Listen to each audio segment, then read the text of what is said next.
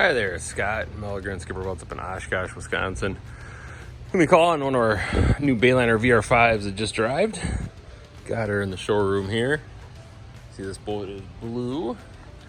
Has the tan interior. Sitting on a single axle trailer. This boat's equipped with the Mercruiser 4.5 liter. Nice stainless steel ladder to get in and out of the boat. Does have the sea deck on the back. Nice little ski tow bar. Jump up on inside here for you. See here, it's got a nice little walkthrough here that you can get into the boat.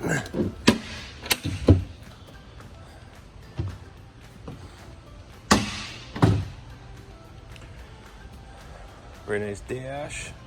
Does have a captain's chair with a bolster. It's got a nice little swing seat for the passenger that can actually go into a couple of different positions here. And it can actually lay all the way flat. So, nice ergonomical seating. Nice big round, spacious bow.